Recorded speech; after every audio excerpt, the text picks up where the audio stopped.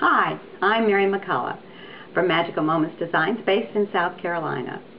And as an artist and teacher of wildlife painting, the Loew-Cornell filbert and flat rake brush are absolutely my favorite brushes. As you can see, they come in different series handles. We have the Golden Taklon black handled brush, and we have the Comfort blue handled brush, which is notched for easy holding so that you can reduce the pressure on your hand all the way up your arm and to the neck. They also come in different shapes. We have the rounded filbert and we have the flat. These brushes are excellent for watercolor, oils, or acrylic.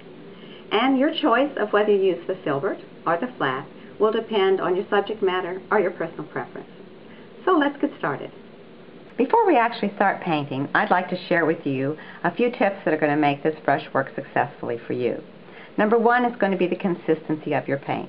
We're going to want it to be about the consistency of a nice, rich ink. Number two is going to be how you hold your paintbrush handle. You're going to scoop back on the paintbrush handle so that you're holding it lightly. And number three is going to be how much pressure you apply to the surface when you actually paint.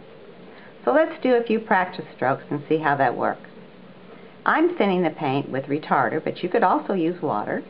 I choose to use the retarder because that gives me a chance to work wet into wet, which I really enjoy.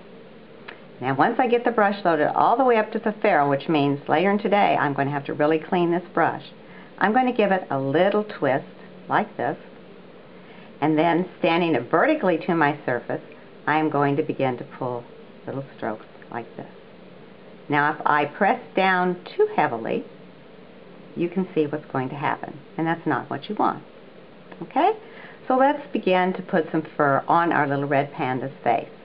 You can see that I've already laid in a really nice foundation of color and value, and all he needs is some nice fur, multiple layers of it, to make him look realistic. I do not need to clean my brush in water. I'm just going to wipe it on the edge of my paper towel. I'm going to lighten this color a little bit so that I can work in the lightest area of his head and add a few strokes there. A little bit more of my retarder to thin the paint. And then here we go with that little twist again. And then I'm going to stroke right in here in the light area of his face. There we go. We see a lot of little fur strokes going in there. Again, I do not need to clean my brush. I'll wipe it on the edge of my paper towel. I could even lay it in the retarder and wipe again to clean the brush. Now let's choose a slightly darker color so we get some contrast going. Okay, a little brown in there and a little bit more retarder. It is important for you to take the time on your palette to load your brush correctly. So we're going to get the proper consistency, and then we are going to take and we're going to give that brush that little twirl, and then we're going to come in here and I'm going to begin to stroke. And you can see some more little strokes going in there to create some contrast. And I could even start then with some darker strokes and pulling up into there. Alright, let's take a look at the shorter strokes that are in the ear. And clean the brush a little. I'm going to come up, and this is just kind of a generic light color, a light gray. I'm going to thin it out, get my consistency again. Now these strokes are lighter, so there's that twist of the brush. So I'm going to take shorter little strokes, and these are going to be a little difficult to see right at first because they're about the same color as my base coat. Every which way, because this little edge of his ear is so fluffy. And I'm going to wipe the brush, and I'm going to load up with some of the nice white color. Okay, and I'm going to do a few more little strokes in the ear. Remember to twist that brush.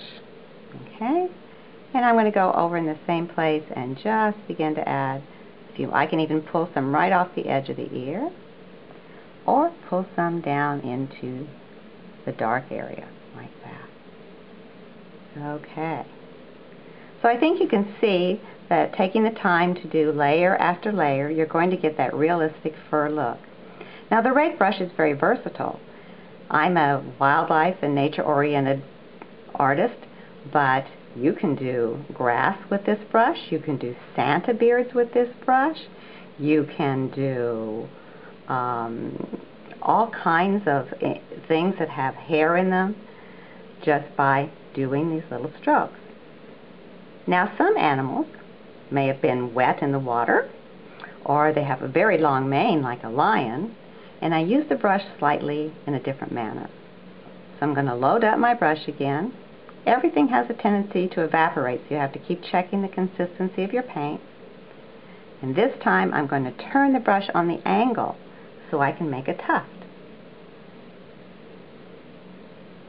So if this were a lion's mane and I were pulling down, I would be doing this with different colors and different values. Okay, and then for the very last final details that you saw in the finished piece, I would use like a little tin-odd and pull little tiny fur hair out like this. So our brush works very well. Now, some of our animals have very short fur, like little squirrels or little chipmunks. And so we don't want to take a long stroke.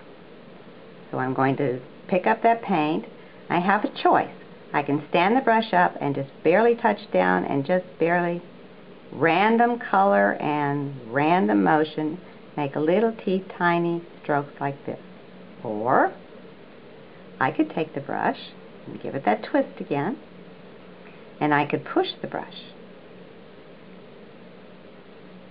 and make little tiny hairs like this.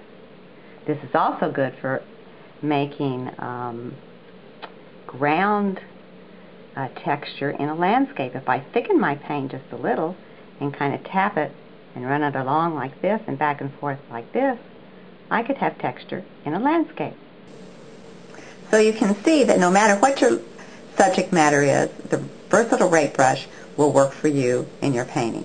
Now let me show you what that very small fur looks like on a finished piece. Here is a little baby squirrel, and you can see that on the top of his head is some very small little strokes that were made with the rake brush, and the longer strokes then made on the tail. So I hope you'll enjoy your rake brush as much as I enjoy mine. And visit the Loew-Cornell website and download projects to paint at home and projects to share with your students if you're a teacher. And paint on the wild side with me and try the rake brush.